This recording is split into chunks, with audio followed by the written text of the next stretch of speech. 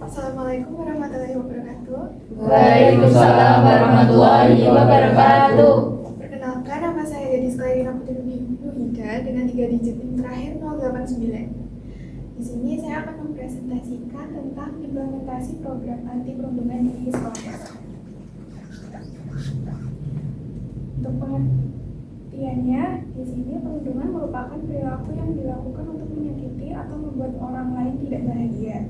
Perilaku di sini bisa apa saja, mulai dari sindiran, ejekan, ancaman, atau bahkan pukulan. Masalah yang saya angkat di sini, saya mengambil kasus dari daerah Ternate, yaitu kasus seorang siswa sekolah dasar yang diduga dibully hingga menyebabkan kematian. Di Indonesia sendiri, kasus seperti ini banyak beredar di lingkungan pendidikan sehingga dapat menimbulkan dampak negatif jika tidak diatasi dengan bijak. Latar belakang dari masalah tersebut yaitu perundungan masalah usia sekolah dasar memiliki dampak serius terhadap perkembangan psikologis, sosial, dan akademik siswa. Anak yang menjadi korban seringkali mengalami penurunan rasa percaya diri, stres, gangguan belajar, bahkan trauma jangka panjang. Implementasi program anti perundungan di SD menjadi sangat penting untuk menciptakan lingkungan belajar yang aman dan kondusif. Hal ini tidak hanya melibatkan penyusunan kebijakan yang tegas, tetapi juga kerjasama antara pihak sekolah, guru, orang tua, dan siswa untuk membangun budaya yang menghargai toleransi, empati, dan saling menghormati. Dengan demikian, diperlukan strategi yang terencana dan menyeluruh agar program ini dapat berjalan efektif dan memberikan dampak positif bagi semua pihak di sekolah. Akibat yang muncul apabila masalah tidak mendapatkan solusi yaitu yang pertama, bagi korban perundungan, mereka beresiko mengalami gangguan psikologis seperti depresi, kecemasan, dan stres yang dapat mempengaruhi kesehatan mental mereka secara keseluruhan. Dan yang kedua, bagi pelaku perundungan, ketiadaan tindakan yang tepat dapat membuat mereka terus menunjukkan perilaku perundungan baik di sekolah maupun di lingkungan lain.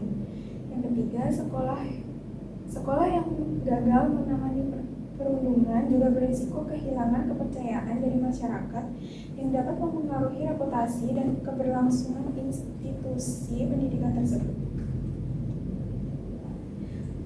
Tawaran solusinya yaitu yang pertama, bagi korban perundungan, pemberian dukungan psikologis, menyediakan layanan konseling individu untuk membantu korban mengatasi trauma, kecemasan, dan stres yang mereka alami. Yang kedua, pendampingan akademik dengan memberikan bimbingan belajar tambahan untuk membantu korban mengejar ketertinggalan akademik akibat sulit berkonsentrasi.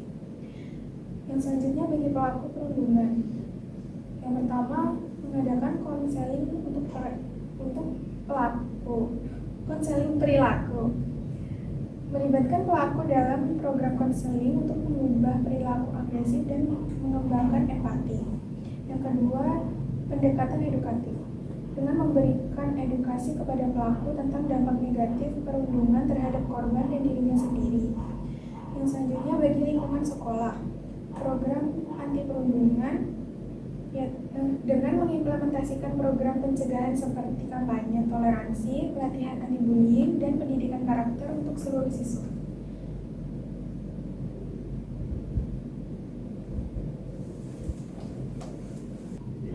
Izin bertanya bagaimana cara untuk mencegah terjadinya perundungan di sekolah.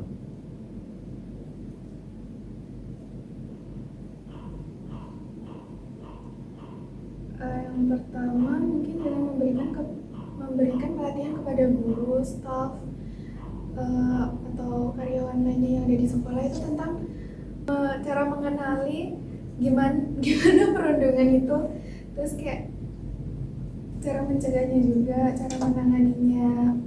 cara menangani perundungan di sekolah itu gimana, terus ada edukasi buat siswanya juga. Mungkin kalau di materi ini itu lebih kayak ke implementasi yang bakal dilakuin oleh seorang guru itu tadi ya. Mungkin kalau membahas tentang cara penanganan itu tergantung konteks pembuliannya itu seperti apa dulu. Mungkin kalau hanya pembulian secara verbal, itu tidak ada kontak fisik sama sekali, mungkin itu dengan cara diberitahu saja itu sudah cukup sepertinya, kayak kamu tidak boleh melakukan ini, nanti kalau kamu digituin kamu kan juga sakit hati dan pastinya tidak boleh gitu. Tapi kalau sudah pembuliannya itu secara mungkin sudah main fisik, itu mungkin si pelaku ataupun korban itu sama-sama harus diberi, seperti yang sudah dijelaskan tadi, diberikan kayak wadah atau konseling. Kan kalau di sekolah pasti ada ya guru yang khusus, guru konselingnya ada ya, guru BK. Iya, mungkin dengan cara seperti itu, atau mungkin kalau lebih parah lagi bisa dipanggilkan oleh orang tuanya, karena orang tua yang memiliki wewenang lebih lanjut terhadap siswa itu tadi, mungkin kan ya, karena implementasi yang kalau ini kan materinya implementasi gitu kan ya, masih harus ada contoh nyatanya. Terus sama mau membahas yang tadi kan masalah yang diangkat itu perundungan yang ada di Ternate oleh siswa sekolah dasar gitu kan. Nah itu kan tadi dikatakan bahwa pembuliannya itu sampai mengalami kematian kan ya, meninggal gitu ya. Lalu bagaimana sih apa ya hukum di Indonesia, sedangkan yang menjadi pelaku itu sendiri kan pasti masih di bawah umur kan ya, kayak gak mungkin kan, kayak kalau sekarang kan kayak di Jogja itu ada kelitih ya, kelitih itu juga itu tuh rata-rata kan masih anak-anak, terus dia itu kayak gak bisa gitu loh kalau mau dibawa ke hukum karena umurnya juga gitu ya kan ya. Lalu kalau untuk kasus yang ini tadi bagaimana menurut kalian, menurut teman-teman semuanya, kayak kalau kita nggak menghukum, takutnya besok lagi bakalan ada yang mencontoh, bahkan jadi korban pun semakin banyak gitu kan ya. Mungkin bagaimana sih menurut tanggapan teman-teman? Kalau orang tua mesti kayak orang tua memberikan tekanan kepada Enggak. Iya. pengertian Nah, gimana Iya, kayak biar anaknya tuh mengerti bahwa hal itu tuh salah gitu loh, dan harus kayak pola asuhnya tuh diubah lagi. Jadi kayak orang tuanya lebih kayak harus semakin ketat gitu kan ya dalam mengasuh anaknya tersebut. Nah, kalau menurut kalian itu gimana sih kayak hukum yang ada di Indonesia ini kan? Itu kalau itu terjadi di anak-anak itu anak-anaknya langsung dibebaskan gitu atau gimana sih?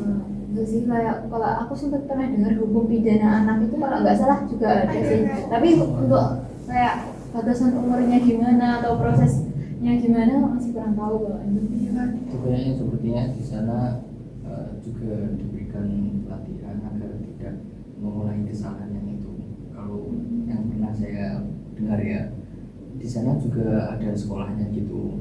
Oh, jadi kalau pelakunya itu udah kayak punya KTP ya mungkin, itu kan dia dimasukin di sel itu kan ya, terus kayak ada setiap apa kayak itu setiap pagi mungkin ya, dia kan kayak dikasih pembimbingan gitu. Kalau buat anak-anak itu gimana? Ada sekolahnya gitu, tapi bedanya nggak dimasukin ke sel gitu. Iya, dimasukin sel. Oh, tetap dimasukkan. Dimasukin sel itu kan ada Jaya Busana ya, Oh, ada. di daerah Jawa Timur. Kalau undang-undang itu ada dua, yaitu usia 12 sampai 18 itu dikenai hukuman pidana, sedangkan kalau usia 8 sampai 12 itu hanya dikenai hukuman sanksi. Sanksinya berupa Sanksinya mungkin ya kita pasti dari pihak itu pasti mengontrol anak tersebut agar tidak melakukan kejahatan itu. Pasti dari anak itu tersebut untuk absen ke penjaga dari yang ke sekretariat kepolisian iya, gitu ya. biasanya seperti itu. Biasanya juga kalau di kabupaten biasanya ada LPKS, yaitu Lembaga Penyelenggaraan Kesejahteraan Sosial. Itu apabila ada anak yang kayak bermasalah kayak kemudian bisa nanti dimasukkan di situ, nanti di situ akan diberi edukasi. Oh, berarti itu ada sarana edukasinya sendiri bagi yang anak-anak itu. Atau bisa di dinas, BPPA atau Ya, masih sejenisnya. Ya. Biasanya nanti di situ nanti anak akan diberitahu gitu. Mendapatkan kayak edukasi lebih lanjut Ya. itu mengenai sesuai kasus yang mereka jalani itu ya, mereka dapatkan itu.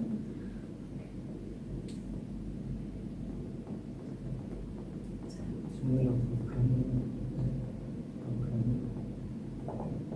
Saya ingin tanya terus program apa? Mengapa program anti perundungan ini penting bagi sekolah dasar atau SD? Program ini penting karena anak di usia sekolah dasar itu kan masih di fase perkembangan emosional kan. Nah kalau adanya perundungan itu bisa mempengaruhi menghambat proses belajarnya, terus merusak rasa percaya diri anak, sama dapat mempengaruhi kesehatan mental mereka. Nah, dengan program anti perundungan ini, sekolah dapat menciptakan lingkungan yang aman, mendukung gitu. Berarti kan ya tinggal ditarik kesimpulannya aja kalau misalkan lingkungan sekolahnya udah aman, udah kondusif, udah ya intinya terjauh dari kata-kata perundungan tadi kan pasti prestasi anak pun bakalan kayak meningkat, kesehatannya juga gitu kan ya. Kalau kesehatannya aja kayak mentalnya aja kurang, itu mau belajar aja mungkin ya akademiknya juga bakalan merosot ya. Mungkin bisa menjadi traumatik yang terbawa sampai besar juga. Iya. Kalau kayak traumatik kayak gitu tuh kalau dibawa semakin lama kan semakin kayak menjadikan pribadi itu sendiri kayak bakalan terpuruk ya, susah berkembang ya, bakal stagnan di situ terus.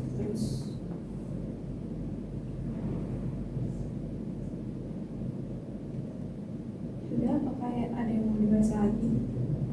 Sudah sih, ya. Assalamualaikum warahmatullahi wabarakatuh. Sekian dari saya.